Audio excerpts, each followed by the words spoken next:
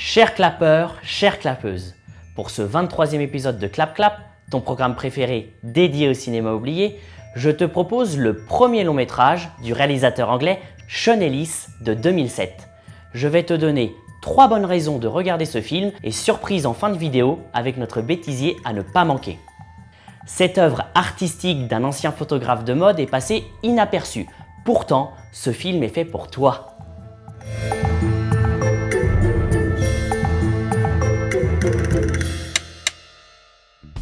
Le réalisateur Sean Ellis a sublimé en tant que photographe des visages et des corps la première partie de sa vie.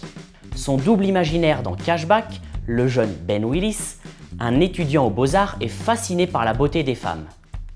Après une rupture douloureuse, il ne parvient plus du tout à dormir. Après ma rupture avec Suzy, impossible de trouver le sommeil. Plus j'essayais de dormir, moins j'étais fatigué. J'ai tout à coup réalisé que j'avais 8 heures supplémentaires. Ma vie avait rallongé d'un tiers. Je voulais que le temps passe vite, mais au lieu de ça, j'étais le témoin forcé de chaque seconde, de chaque heure qui s'écoulait. Je voulais chasser la douleur que je ressentais. Et par une cruelle ironie du sort, je disposais à présent de plus de temps. Plus de temps pour penser à Suzy. Donc, si j'ai bien compris, Suzy est son ex et l'étudiant est devenu insomniaque à force de cogiter tout seul dans son coin. Mais alors, pourquoi regarder un film triste ? T'es dégueulasse. Rhabille-toi s'il te plaît. Mais en effet, tu as bien compris. Mais ce n'est pas un film triste. C'est un film qui a pour sujet la sensibilité d'un jeune homme face au monde réel. C'est un film sur une transition et des transitions au montage, il n'en manque pas. Time-lapse, surimpression, incrustation. Une des raisons pour un cinéphile de voir ce film est son rapport au temps. Le héros a un pouvoir, celui d'arrêter le temps pour peindre à sa guise. Il décide de rentabiliser ses nuits en travaillant dans un supermarché.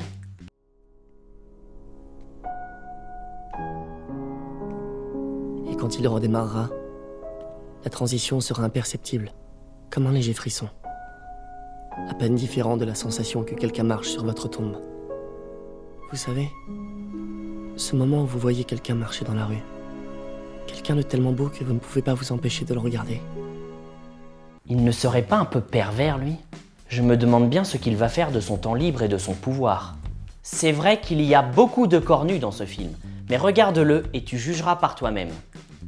Dans cet extrait, le procédé est d'immobiliser le temps, d'appuyer sur pause, les mouvements sont suspendus et bien sûr, les personnes présentes autour du protagoniste. Il se balade librement dans son espace. Le montage et la post-production sont extrêmement aboutis. Ce mode pause permet de nous embarquer dans l'imaginaire d'un rêveur qui nous raconte en voix off son rapport au temps et à la beauté. Une autre façon de voir le voyage dans le temps. Sa peau claire et laiteuse. Sa silhouette délicate.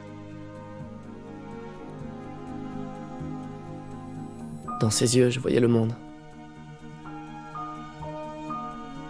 J'imaginais Sharon fuyant la vie éclairée du néon du supermarché. Partant pour l'Amérique du Sud.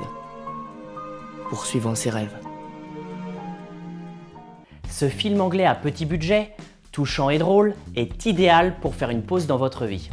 Une histoire d'amour, oui, mais dans la tête d'un artiste talentueux, chahuté par ses émotions et ses désirs. Un hommage qui rappelle que le cinéma doit beaucoup à la photo, mais surtout à la peinture.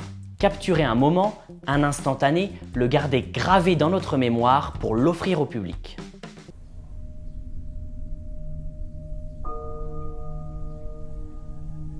Je pensais à la poussière. Quelle idée. La poussière. Enfin bref, si tu veux mon avis, essaie de la sortir petit à petit de ta tête. Elle et les choses qui ont un rapport avec elle. Et t'arriveras vite à rester une journée sans y penser. Mais tu sais comment accélérer le processus. Abonne-toi pour ne pas rater le prochain Clap Clap et partage cette vidéo avec tes amis fans de montres et d'horloges. Merci à tous pour vos soutiens et commentaires à chaque vidéo. Propose-moi des films méconnus à faire découvrir. N'oublie pas ton pouce en l'air et de te mettre à la peinture.